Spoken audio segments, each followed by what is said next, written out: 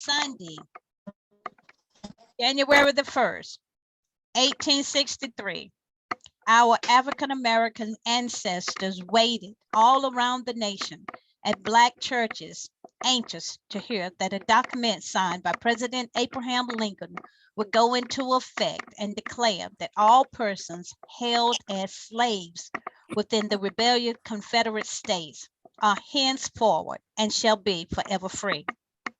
Good afternoon, members, friends, and special guests. Welcome to the Chatham Community NAACP branch number 5377, Jubilee Day celebration, a time to observe the signing of the Emancipation Proclamation.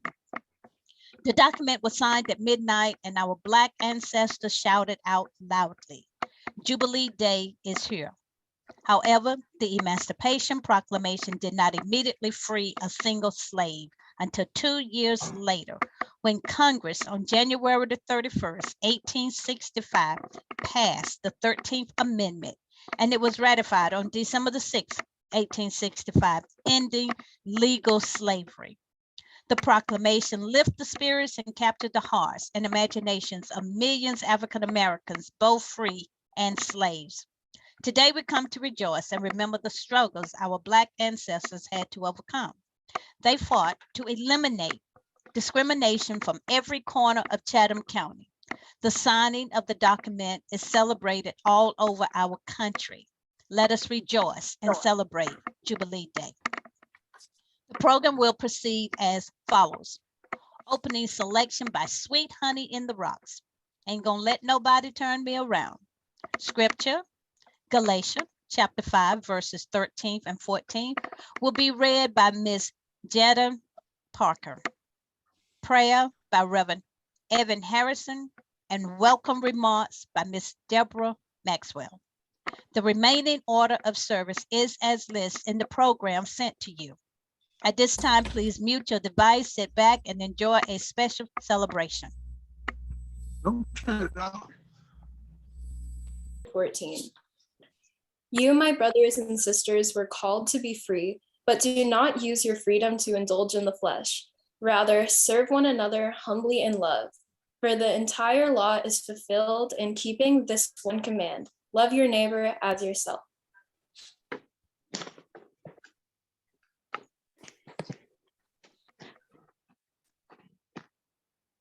Thank you.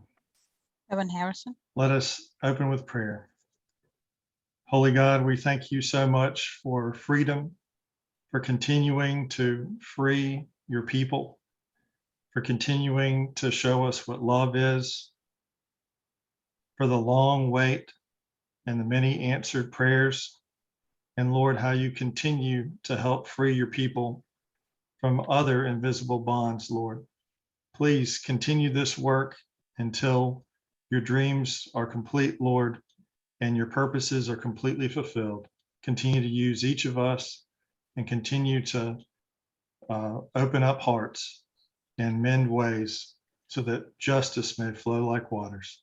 Thank you for all the amazing guests and special people on this call and in whom you use to do your work. In your name we pray, amen. Amen.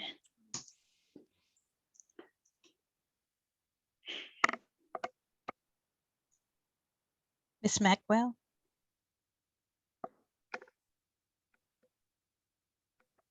Welcome, welcome, welcome to the annual Jubilee Day celebrations sponsored by the Chatham County NAACP branch 5377. On behalf of the North Carolina State Conference of Branches of the NAACP, it gives me great pleasure to support this endeavor that has been going on for years and currently under the capable leadership of President Mary Nettles. 2021 had so many people wanting to celebrate and recognize Juneteenth, but you cannot recognize the chicken Juneteenth without acknowledging the egg Jubilee Day. Thankful that this branch for years has recognized the historical significance of recognizing Jubilee Day as one of the many positive activities that they do in the community. Once again, welcome and enjoy the program. Thank you. At this time, we will have the music Wade in the Water. Then Ms. Adele Kelly will deliver the NAACP mission statement. Following the mission statement, the memorial tribute will be given by Mr. Wesley Andrews.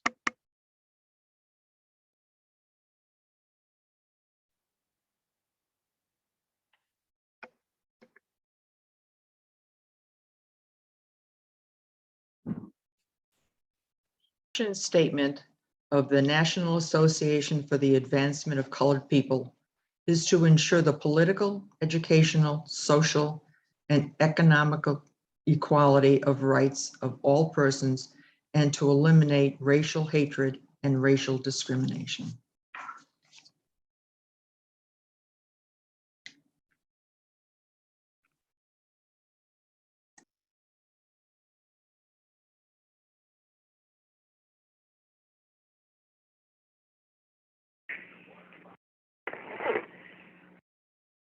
Good evening.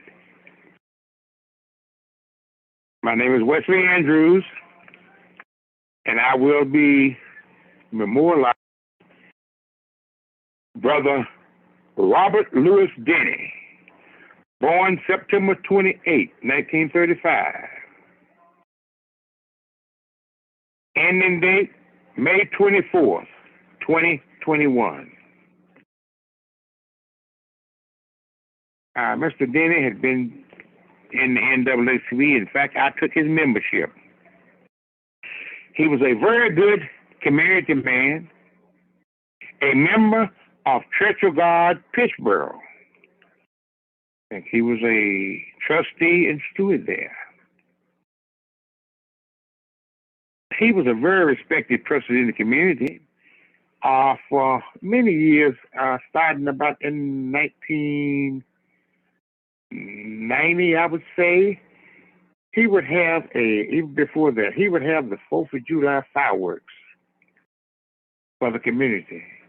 And he had the fireworks, and the other things that he had out there were lemonade and lots of hot dogs, burgers, and good food.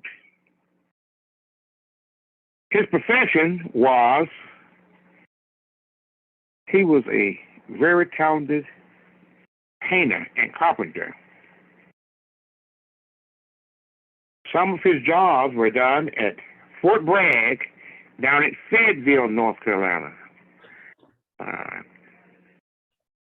He also worked a spell with D.C. May and Company.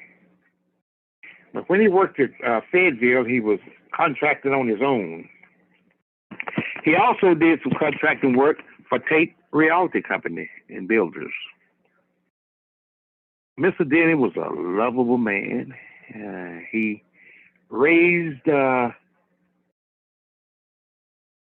daughters and 1 son, 4 stepdaughters and 1 stepson, and many other children around called him Pop or Uncle Louis. He liked baseball. He liked fishing. And most of all, he liked to go to church, and he liked to sing in church. The last thing I can remember Mr. Denny saying was that he wanted to see my brother. They both had a little kind of business adventure.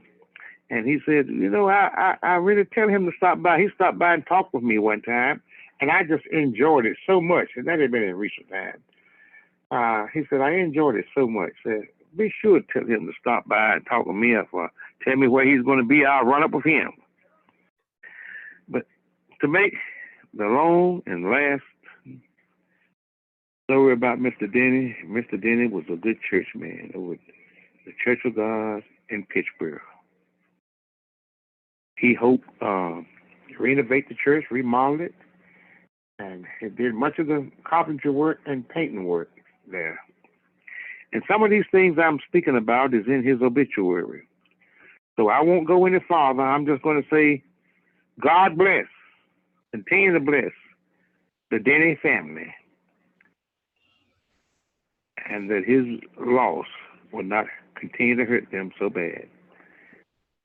Thank you. and have a good year. It's now my honor and privilege to read the branch history of the National Association for the Advancement of Colored People. The NAACP began its work here in Chatham County with one branch, Chatham County NAACP branch.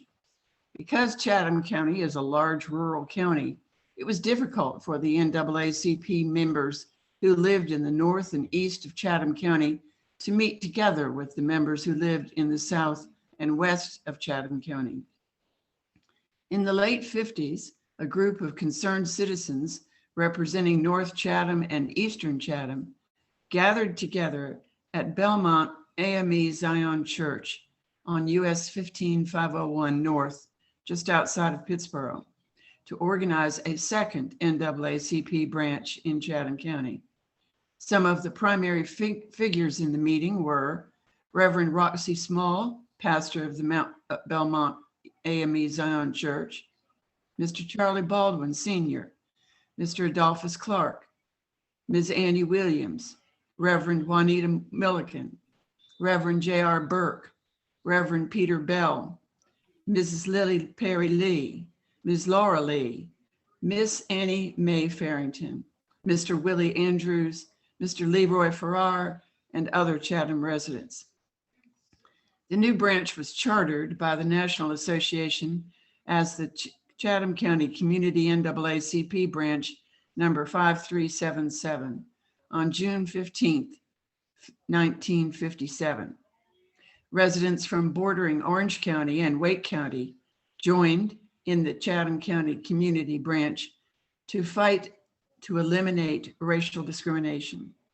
Reverend Roxy Small served as the first president of the branch, and under her leadership, the branch began to identify the most critical discriminating racial barriers that they would first address. It was decided that the voters' registration problem for Blacks would be their primary focus. Thus, the road to eliminating racial barriers in Chatham County was opened in North and Eastern Chatham County. From the 50s to the present, dynamic men, women, and youth have joined in the struggle for equality in Chatham County.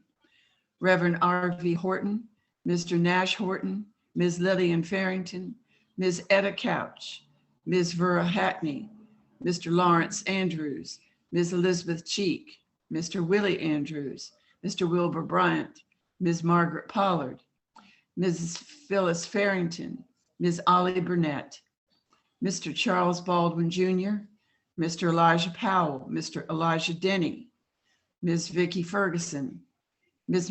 Mary Ola Farah, Ms. Betty Sadler, Ms. Betty Seymour, Mr. Jimmy Perry, the Reverend Dolores Perry, Ms. Doris Hubbard, Ms. Annie Bell Park, Reverend Annie Margaret Hart, Ms. Yuva Holland, and Ms. Beverly Roger are just a few of the leaders that have supported the community and NAACP down through the years. The work and accomplishments of the community branch have not made the front pages of the newspapers, and it is not recorded in the Chatham County archives.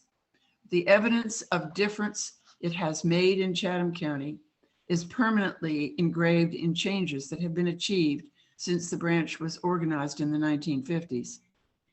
There are no more colored restrooms, water fountains, sections on buses, and no so-called separate but equal schools, separate busing, and secondhand books for colored children. The barriers for registering and voting are all eliminated. Mandated colored across the railroad residents living sections are gone. People with equal pay without discrimination are open to all qualified people. Cruel, inhumane treatment of Blacks by law enforcers has declined, but not eliminated. No more special section for minorities in restaurants, and many other walls of discrimination are gone. Through the years, there has been no or very little change in our churches. They are the most segregated community in the county today, although they all say that everyone is welcome to attend. We have come a long way in the 60+ years the community branch has been organized, and many changes have been made, yet equality has not been fully reached. There are still many racial barriers in existence. Freedom is not complete until all barriers that prevent any person from equal justice are no more. Under the 2020 to 2022 leadership, Horton Middle School has been renamed to George Moses Horton Middle School, and Pittsboro now has a Boys and Girls Club. Special thanks and acknowledgement to the current Chatham County NAACP Branch Executive Board, Mary Nettles, Wesley Andrews, Armethea Davis, Rufus Horton, Reverend Even Harrison, Elijah Small, Irene Wells, Carl Kajurgis, Edna Williams, Beverly Bland, Bob Pearson, Sam Cooper, and David Delaney, and to all the members who are continuing the road to obtaining freedom and justice to all. Thank you. At this time, we will have Judge Joe Webster to introduce our special guest and speaker, following the song "Oh Freedom," and then we will hear from the Honorable Retired Carl Fox. Good evening, everyone. It is indeed my great pleasure and privilege to present the Honorable Carl Fox as our guest speaker today. I have known him for 4 decades and consider him to be my friend. Carl Fox is the epitome of the many mentors whose shoulders we stand upon today. Mentors who have long stood for the principles of the NAACP.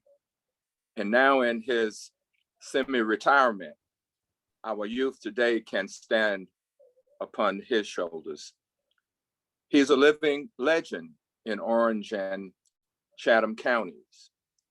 I understand recently, if I recall what I learned recently, was that he had the Superior Court room in Pittsboro had been named after him.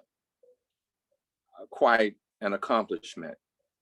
He's a person of unquestionable and unblemished character who did not get to where he is just by friendship and political ties.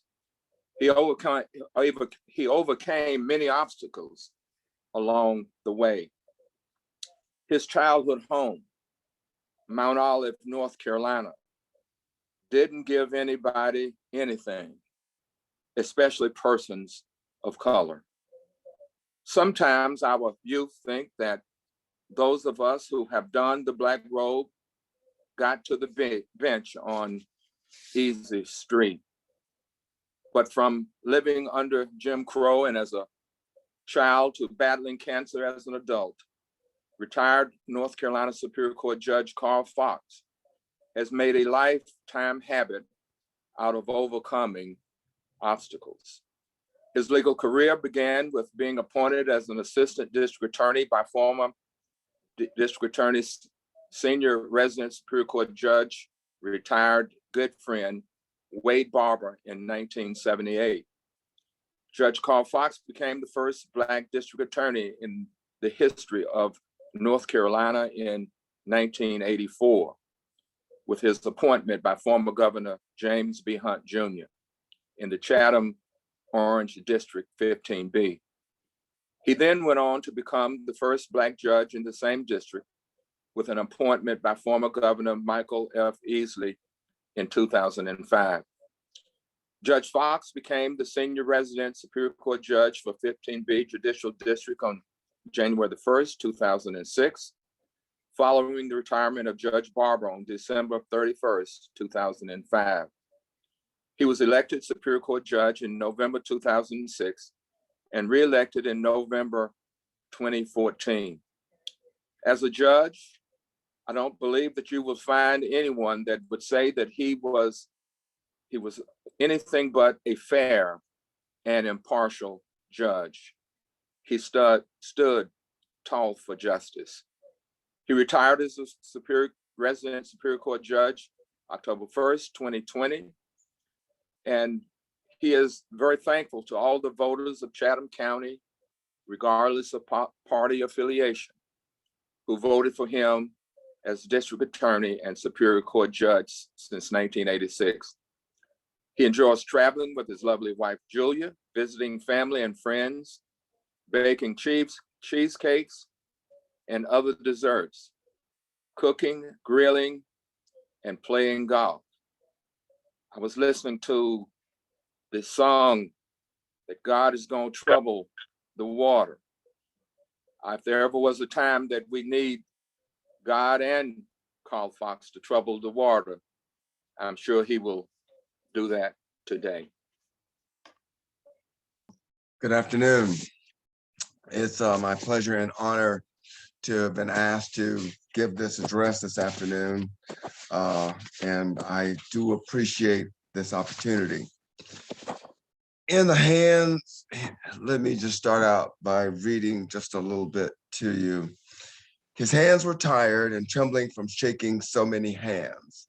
And as he prepared to sign the document, he paused to let the quivering subside and declared, as if to reinforce his resolve, "I never in my life felt more certain about doing what I'm doing right now than I do in signing this paper.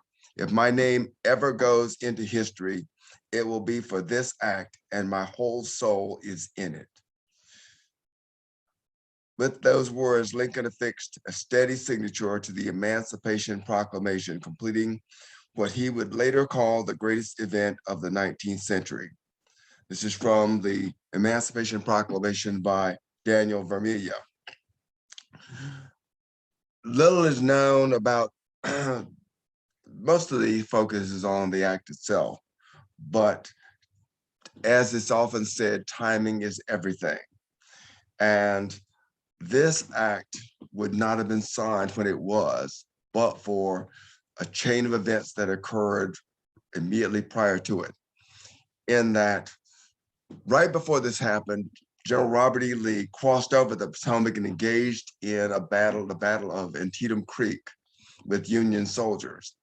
And fortunately, the Union Army was able to defeat and repel the Confederate Army at that time. And it was that victory that gave Lincoln the timing and the motivation at that time to go ahead and sign this proclamation.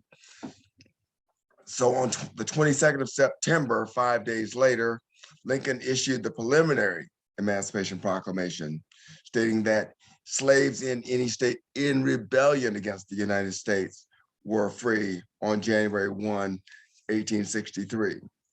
So why wait? And what was it about? What about the states that were not in rebellion against the United States in which slavery was legal? And there were several. Well, perhaps he was thinking that the intervening 100 days would allow an amnesty period for those states to reconcile their positions and avoid any additional bloodshed, which of course we know didn't happen. And the states who were exempt, Delaware and Kentucky, Maryland, Missouri, they were exempt because he still needed those states because of their resources and their agricultural production, and because they gave critical lines from which to transport soldiers and goods into the war zone. The Emancipation Proclamation itself was only about 5 pages long. It was the 19th century equivalent of today's executive order. It lacked the actual authority to free slaves, although it declared that former slaves were to be paid reasonable wages for their labor and be received into the military.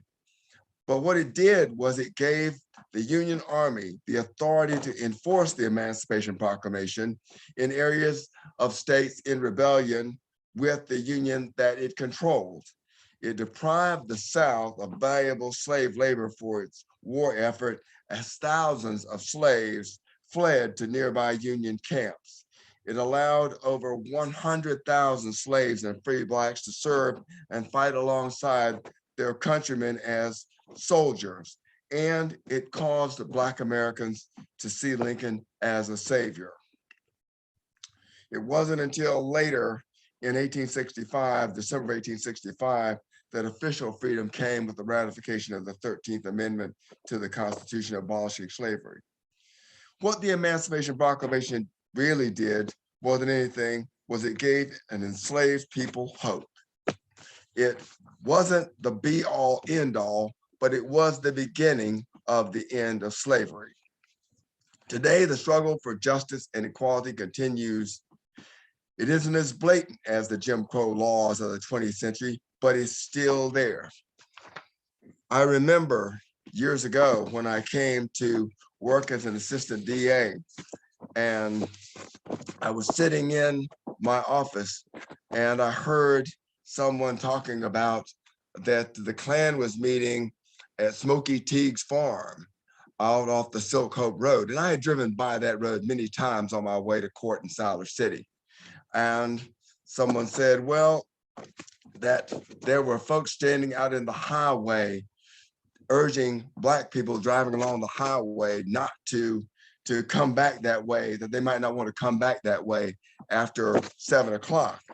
And sometimes shortly thereafter, I said in a loud voice in the office, I said, you know, I hope that nothing like that is going on, because I would hate to have to get the FBI involved in an investigation of this deprivation of the rights of Black people.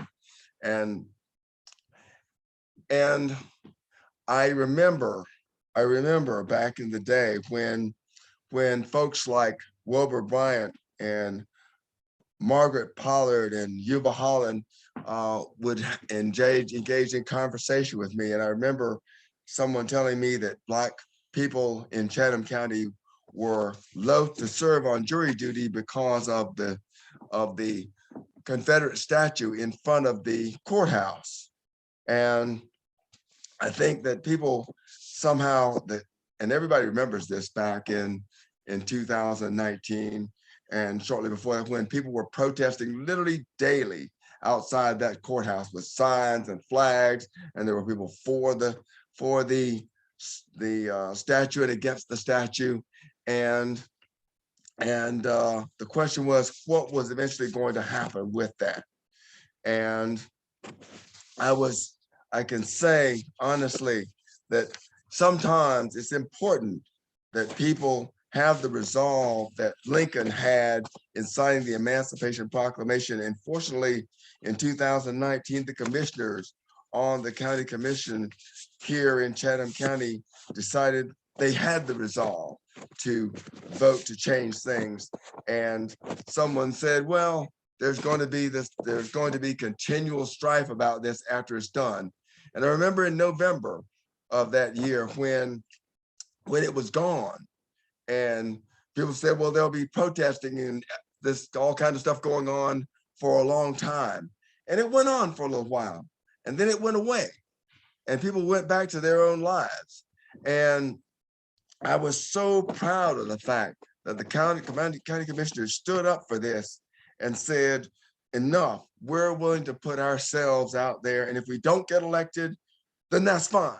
But we will not have let this moment pass without taking a stand and doing what we believe to be right in this situation. And I think that those folks before them would have been proud of these commissioners for doing that. And the odd thing was, the only commissioner that lost his election was the commissioner who voted against taking this statue down. So I think sometimes you have to do what my wife reminded me of. You got to read the room sometimes before you vote, especially when you're an elected official like that. You know, as much as this celebration is about the Emancipation Proclamation, there are a lot of little Emancipation Proclamations that took place between now and that time back in 1863. That one of the presidents that we give very little credit to that who was as big a person in the history of civil rights as any president in history is Lyndon Johnson, because it's Lyndon Johnson who was convinced by the Reverend Dr. Martin Luther King to support the Civil Rights Act in 1964, who got that passed and signed that act, and who also signed the Voting Rights Act of 1965. And yet, even Black people do not celebrate Lyndon Johnson for those accomplishments, those things that he did, which were so critical to where we are today. And it's not over. It's not over. Today, the struggle for justice continues. I remember the days when there were separate but equal. I remember when, as a young kid, my mother used to go to Raleigh to shop at Cameron Village at Boyland Pierce, because she wasn't allowed to shop at the dress shops in Mount Olive. They didn't allow her to go in and shop for things. So she went there. And I remember one time I was by myself in the store, and there were colored and white water fountains. And the colored men's bathroom was always somewhere in the middle of no place in the store, where you'd almost be scared to go. And I was standing there, and I think my mother was in the colored women's bathroom, and I saw no one around, and I decided to take a drink from the white fountain. And I took a drink from the white fountain, and I thought to myself, you know, this water doesn't taste any different. Why the heck do we have two fountains here? But it was just the way of life. But I did not want to accept that as a young person. I believed that I could do whatever my peers could do. And when I went to a school that had only 25 Black students out of almost 400 students, I believed that I was as good and I could do as well as any of my fellow classmates. And when I was inducted into the National Honor Society, some of my fellow classmates said, "I didn't know you were that smart. Why didn't you tell me you were that smart?" And I just thought, why did I need to tell you I was smart? I mean, I knew who the smart people were. You should have known who the smart people were in class. But but everyone has not had the fortune that I have had growing up. And today, it's although we don't have the Jim Crow laws we had back then, what we do have, we are, in the words of Abraham Lincoln, a house divided. And as he said, it's not necessarily true, but it tends to be true that a house divided against itself cannot stand. We are suffering through this COVID crisis because 30 to 40% of Americans see it as a political issue rather than a health care issue. Congress is firmly entrenched along party lines, and so is our state legislature. Along party lines, one side favoring allegiance to a man and a party over a state and a country. And that has been going on for years. We have folks who are attempting to control the education process and the individuals who work in our education process and what they teach, because they're opposed to what has been characterized as critical race theory. Then, and there's a warning I have for that. This critical race theory protection that people are touting is the same logic that kept the Tulsa massacre and the Wilmington riot out of our history books. I did not understand when I first learned about these, why these were neither in our high school history books nor in our college history books. But it's the same logic that it makes people who were doing this look bad. Well, it was a bad act. These were horrible acts. These were injustices perpetrated against innocent people. These same people had no problem having Nat Turner's Rebellion in there, where Black people were rising up against slaveholders and had been involved in killing slaveholders, but they had a problem with white people going down to places and killing Black people for no apparent reason, other than the fact they were Black and attempting to participate in their government and own businesses and prosper. You know, on the 25th of May, 2020, it would not be another Reverend Dr. Martin Luther King Jr., or Reverend Jesse Jackson, or Representative John Lewis, or Rosa Parks, or even a former President Barack Obama, who would rally a movement for change, but a petty criminal named George Floyd, who would allegedly attempt to pass a counterfeit bill at a store, be taken into custody and utter those now famous words, "I can't breathe," before dying at the hands of Officer Derek Chauvin in Minneapolis, Minnesota, for all the world to see, that shone an inescapable light down on police brutality against Black people like none since the 1950s and 60s. Like the Emancipation Proclamation, his death had absolutely no actual legal force to change anything. But suddenly people felt motivated not to sit by and let this death go unpunished.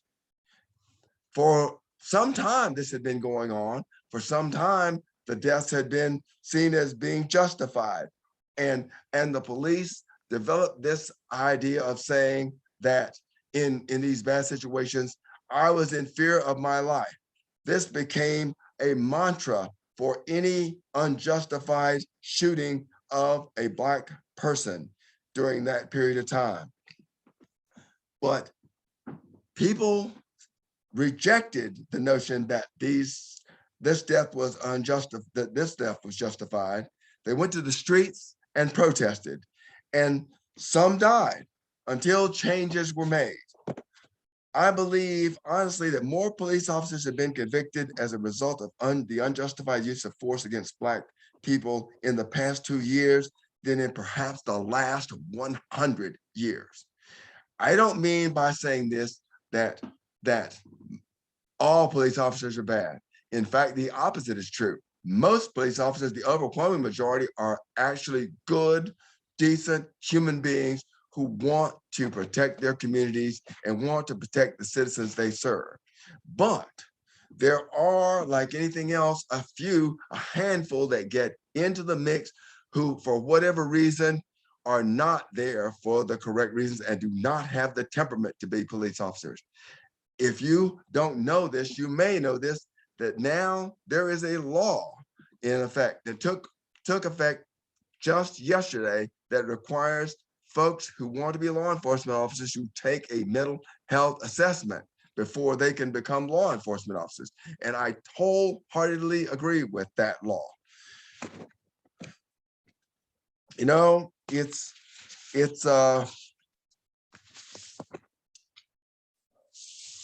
the spirit of President Lincoln and George Floyd, we must believe that each of us are capable of making a difference in the lives of others. You know, I never thought the day would come when more kids would remember a phrase like, "I can't breathe," than "I have a dream." But I'm afraid to say, I think that's probably the case today. I think if we surveyed more people under the age of 25 today, that more of them could tell you who said, "I can't breathe," than can tell you, "I have a dream." And I don't know that that's necessarily a bad thing, because the motivation for change changes over time. It changes as people change.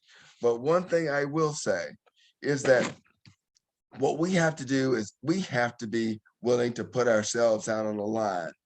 And we have to be the elements and the catalyst for change.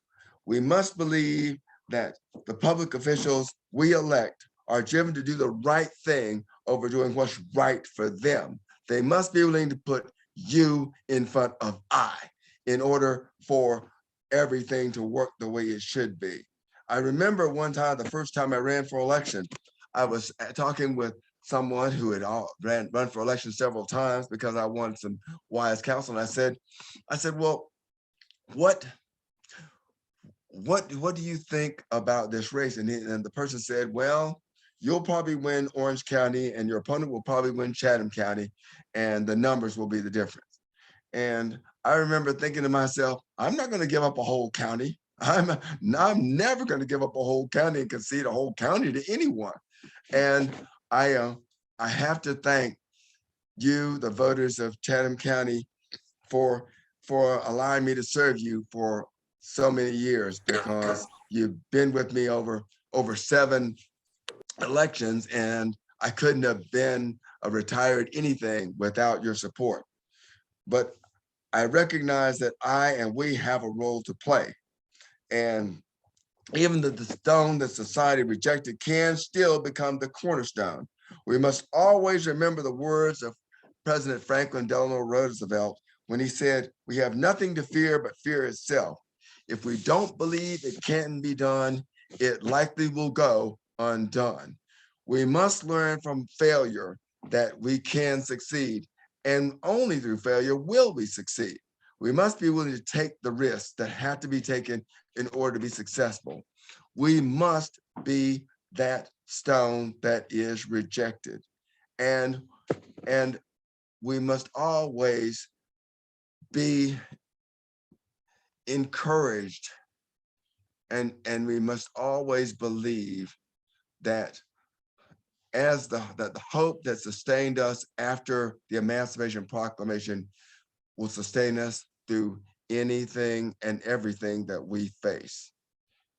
And I urge everyone to take this as motivation going into 2022 to accomplish the thing that we have to accomplish, and to overcome those things that we are presented with and have been presented with in the past.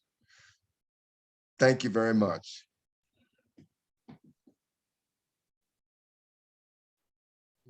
At this time, please unmute your device so we can give a round of applause for the Honorable Retired Carl Fox.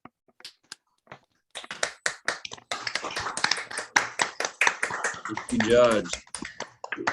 Thank you.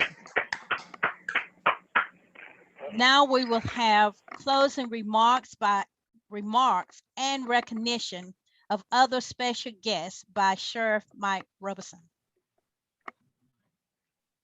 Thank you. Appreciate that. And I want to tell Ms. Mary Nettles, thank you for your leadership. And Wesley Andrews, thank you for your leadership and organizing this and putting it together.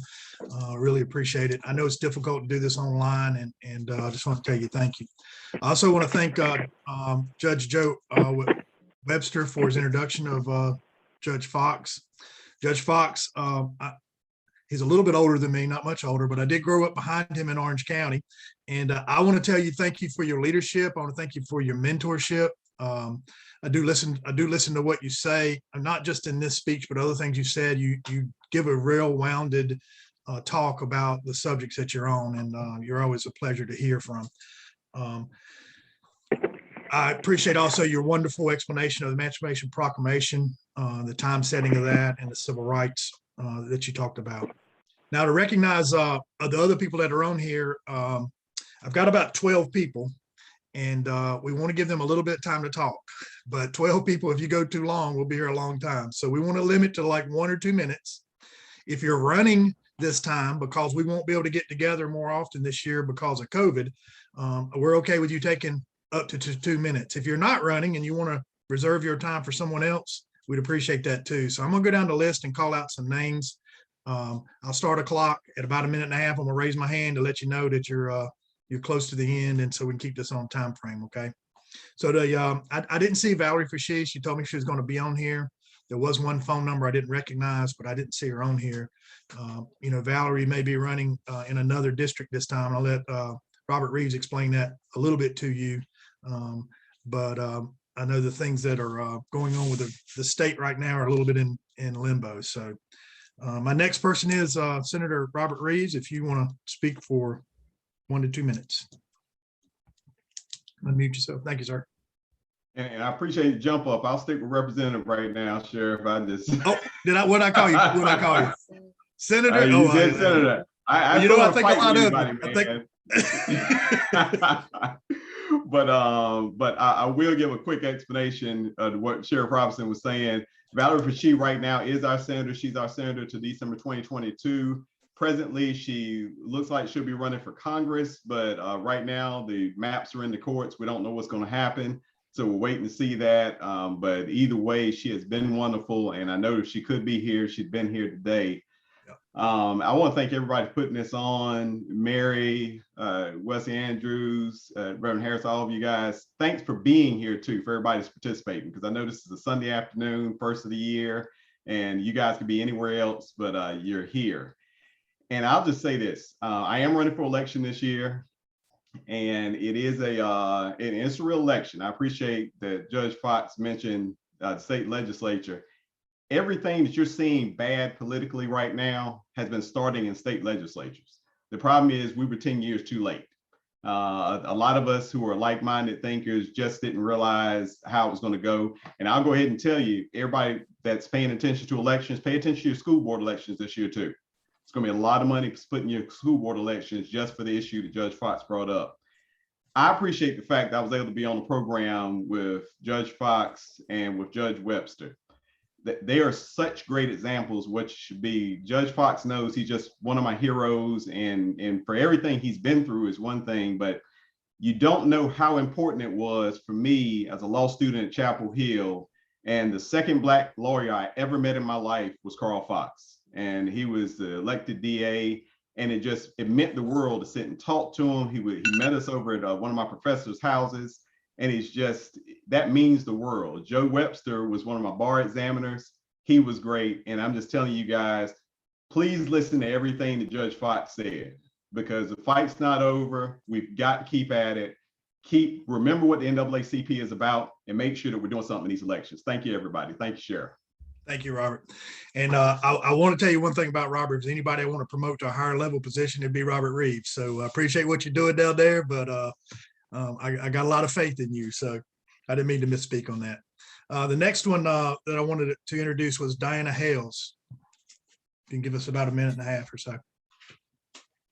Well, very happy to be here. And I always enjoy the Jubilee programs, and it was wonderful to hear from Judge Carl Fox today. And I do appreciate the NAACP's efforts to put this program together. And I am one of those people that will not be running this fall.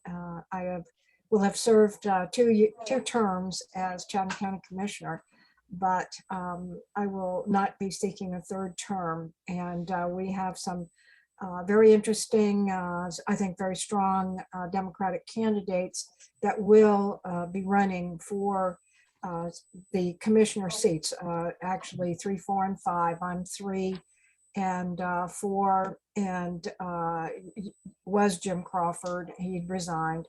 And 5 is Franklin Gomez Flores.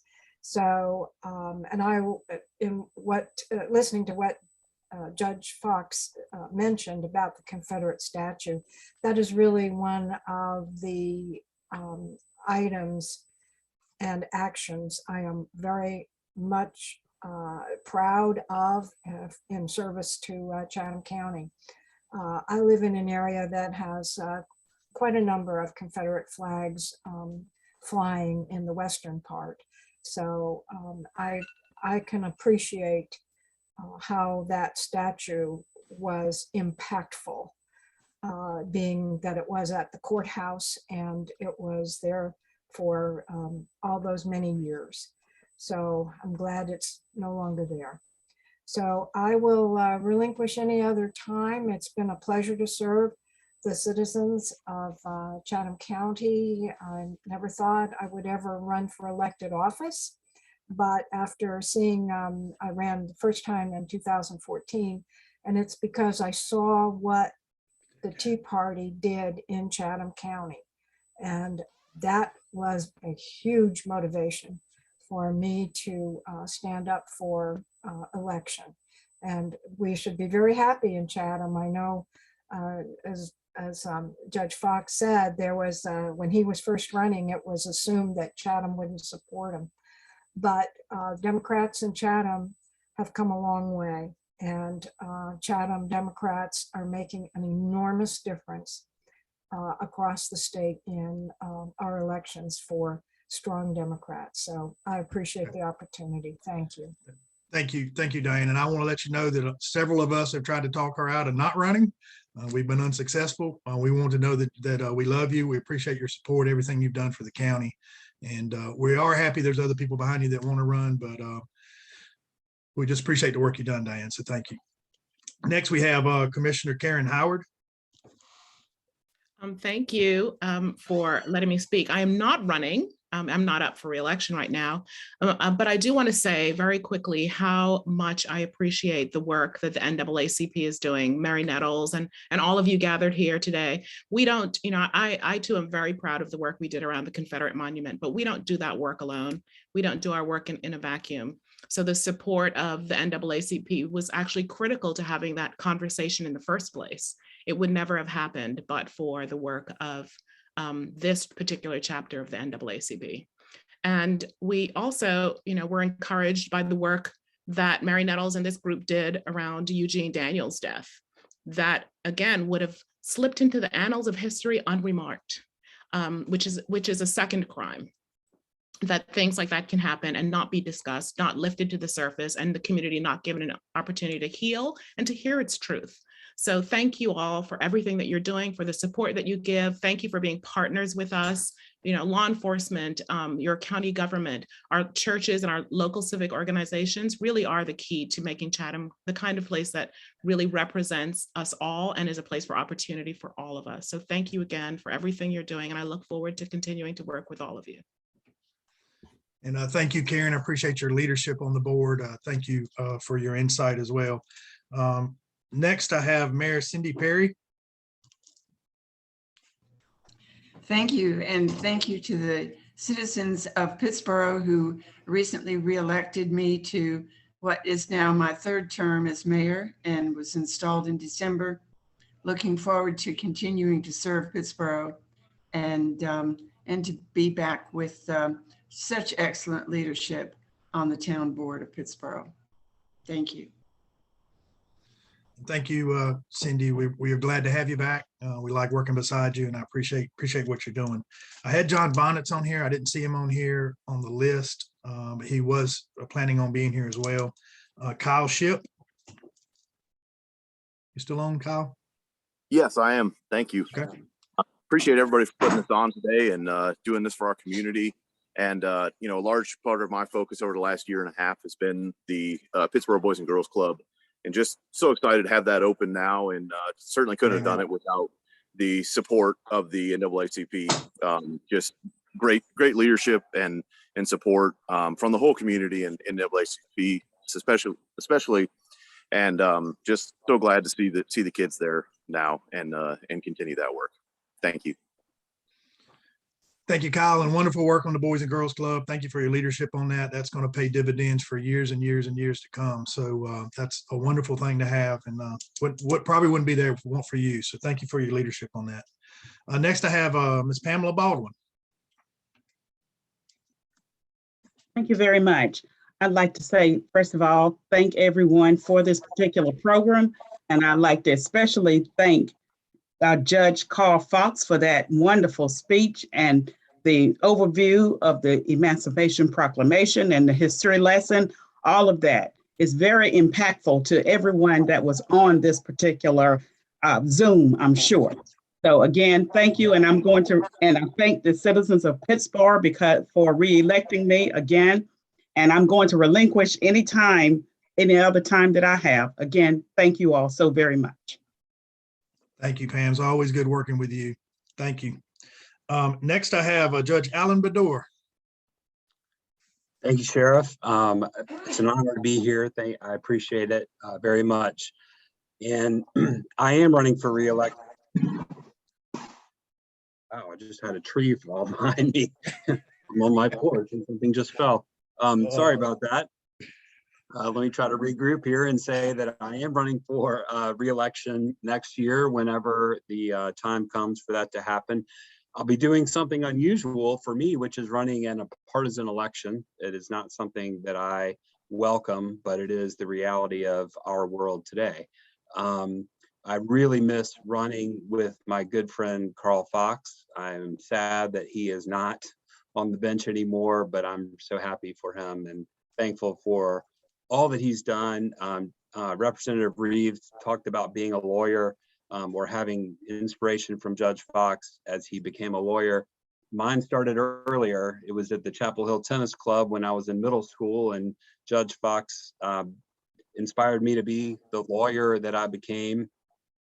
It moved me into the DA's office and moved me onto the bench. So I have a wonderful, wonderful mentor and colleague and friend that I'm very honored to have listened to today and listened to throughout my career. I'm so grateful for him. And the only other thing I'll say is that I'm a judge because of Chatham County.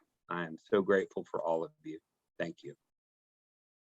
Thank you, Judge. And you had some big shoes to fill, filling in behind Carl Fox. And I want to tell you, thank you for the work you're doing with the leadership there, and how big the court system has grown over the last 10 years or so. And I appreciate the work you're doing there. Had Samantha Cave, I didn't see her. How about Judge Todd Roper? Thank you, Sheriff, and good afternoon to all. I will have to say, wow, Judge Fox, you just did it again.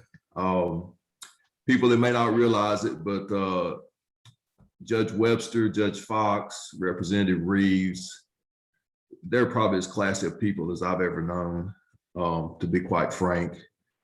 Judge Fox has just been an example for everyone.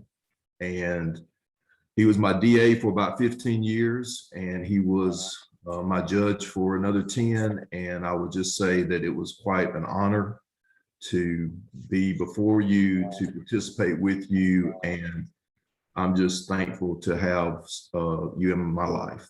And so this whole event's been quite inspirational, and I appreciate all the folks who put it together. It has quite an effect. And so yes, I'm on the ballot for 2022. And for those of you who don't know, I was appointed by the Governor Cooper about a year ago. So I've been on the bench a year, and it's been quite an honor to serve the communities of Orange and Chatham counties. Chatham is my home, and I just want you guys to know that in my view, justice shall be equal and compassionate for all. And everyone deserves respect, and everyone deserves fairness. And I just pledge to you that I will exercise those principles when I take care of families in need, take care of children in need. And I love Chatham County, and I love the people of Chatham, and I will do my best to give you my all. Lastly, I just want to say the scripture reading before is what I follow, and that's love thy neighbor as thyself. And I will take that principle with me on the bench, and I will make sure that I love people and that I treat them with compassion and fairness. So thank you so much for this time. I know I went over, Sheriff, but thank you so much. Y'all have a good afternoon. Thank you, Judge. And it's always a pleasure being with you too. He's one man that can walk in the room and take over the room. We talk about reading the room. Judge Roper there is one man that does that. And I enjoy listening to you, Judge. And best of luck. I had Sherry Murrell on here. I didn't see her. Yes. Sheriff Robertson? Yes, I'm go ahead. sorry. This is Judge Cave. I joined by phone because I had been on my way back from the mountains. You're good. Go ahead. I just want to say thank you to Judge Fox. It was a pleasure to listen to him speak. I also want to say thank you to him. Many of you may not know, but he is working for the youth of this county and has been in contact with me about our school justice partnership, and is very concerned about what's going on in our schools and our youth. And that is a new endeavor he is interested in and working on. And I really appreciate his support and his enthusiasm for that. And I'm not running for office. I won't be up until 2024, so I will yield any additional time. And I just thank this group and all the people of Chatham County for your work for justice. And you do amazing work. Thank you all.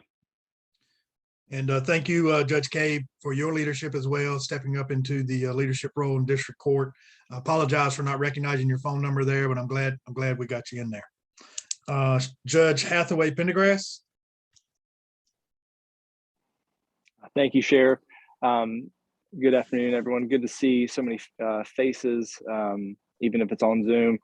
Thank you for a great program as well. And Judge Fox, for all of us who are in the, not just in the legal field, but in this community, you mean so much to us. Someone who grew up here, you've been an example for all of us. So it's anytime I can hear you speak, it's absolutely wonderful. I'm not up for re-election until 24. I'm glad to be here and be present, and thank you all for a wonderful program. Thank you, Judge, and we appreciate the work you're doing too. Now I'm gonna reserve 30 minutes for this next person, Dana Hackney. She wants to talk for about 30 minutes. Dana. Thank you, Sheriff. I definitely had the pleasure of serving as Clerk of Superior Court for Chatham County since being appointed by Judge Carl Fox in 2018. I won the election in 2018, so I will also be on the ballot this year. I would appreciate your support. Thank you so much for having this celebration. Thank you so much for inviting me. And Judge Fox, thank you for that wonderful, wonderful speech. Thank you all. Well, I like to call Dana my sister. We ran together last time, and she puts it concisely together. She can put what she needs to say in 30 seconds. So we love you, Dana, and we're supporting you. Certainly not last, but probably one of the most important people here, sort of what Robert Reeves said, is Ms. Dale Turner, school board.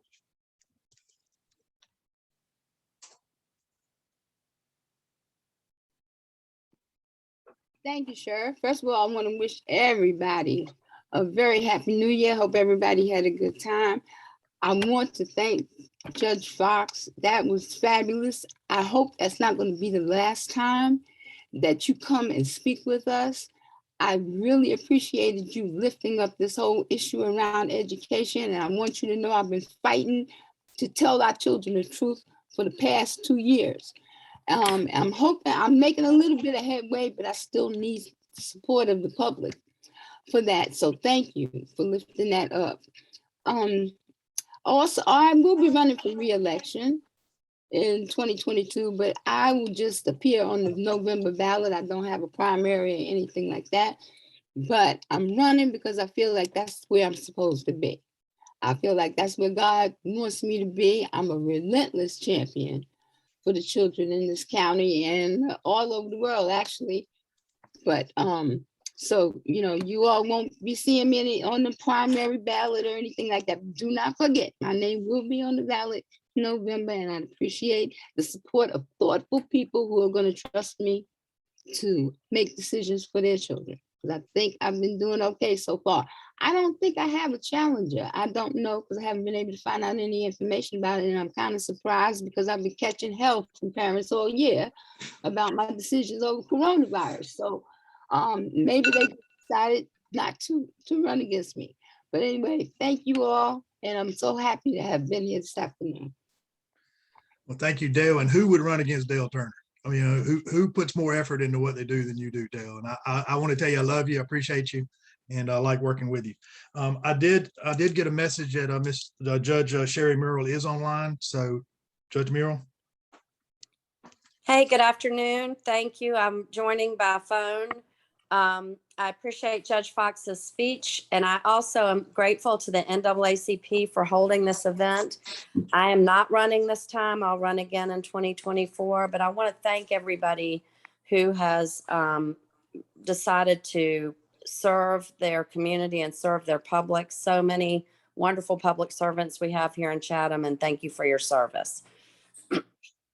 Thank you, Judge. Appreciate you too. From working at the Public Defender's Office to the judge, a seamless transition, and we really like working with you.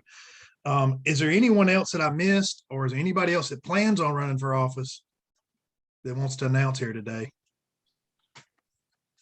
Nope. Okay. I want to tell you that I will be on the ballot also. You know, the judge talked about the protests we had in 2019. That was a lot of work on our staff. I'm proud of how we handled that. It was difficult to say the least, but I think the right thing come out in the end. We also had the pandemic for the last 2 years, and we've been doing a lot more work than law enforcement. We've saved more than 54 lives with Narcan and doing the investigations on that. So there's a lot of work there. Above all that, crime is down 24% since I became the sheriff. I don't take credit for that. I think that has to do with the relationship we have with our community.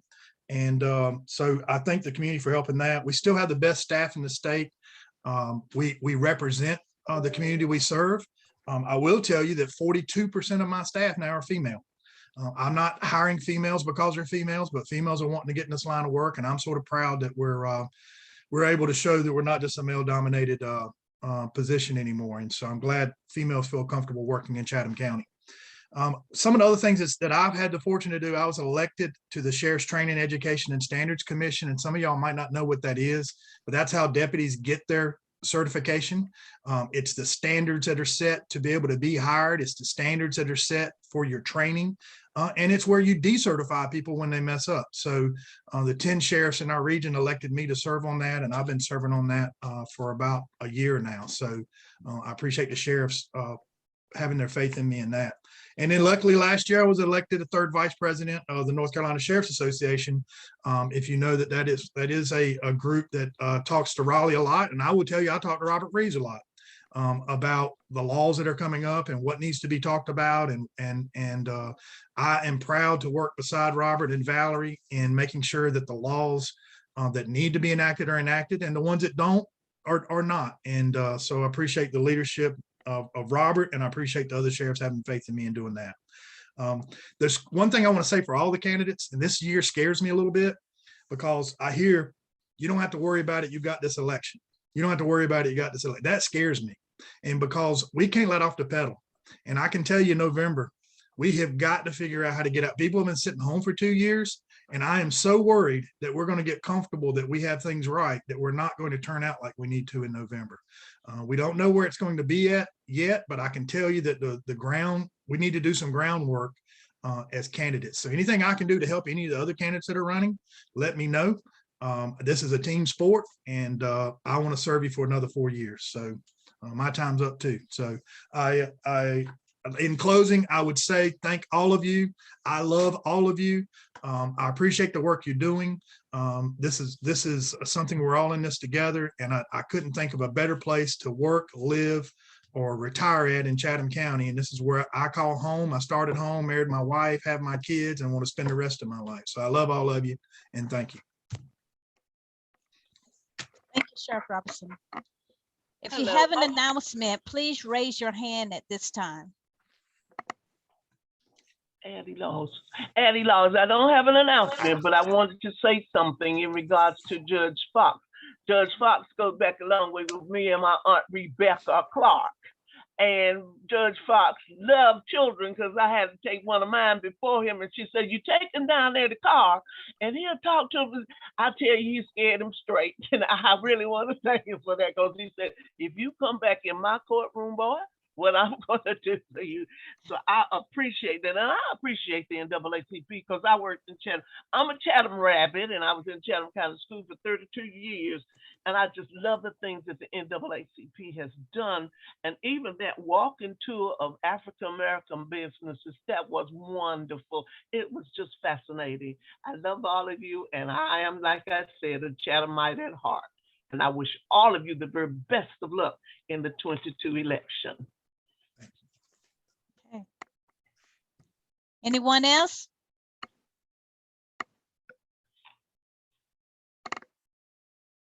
I don't see any hands up. That's it. Okay. Well, the NAACP Branch 5377 would like to thank each and every one of you for being here today. After the benediction by Reverend Harrison, please unmute your device and join in singing "We Shall Overcome." Sisters and brothers, thank you so much for being on this call. And remember what Jesus said with the Holy Spirit, you shall do greater things than me. And so we are called to take the courage, as Judge Fox has reminded us, the courage that has been required throughout the ages to get where we are. And it's going to take just as much, if not more, courage to get where we need to be, so that everyone ever born on this planet can realize how loved they are by God, by their community, by everyone around them. So thank you so much for being a part of this, and go knowing you are never alone. You are loved by your community, by higher powers, and that you are never fully alone. And sisters and brothers, let us join together now in singing "We Shall Overcome." You can feel free to unmute. It may get a little chaotic because Zoom singing is a new thing, but it'll still work. So let us overcome. We shall overcome. We shall overcome. We shall overcome someday. Oh, deep in my heart, I do believe we shall overcome someday. We'll walk hand in hand. We'll walk hand in hand. We'll walk hand in hand someday. Oh, deep in my heart, I do believe we will walk hand in hand someday. We are not afraid.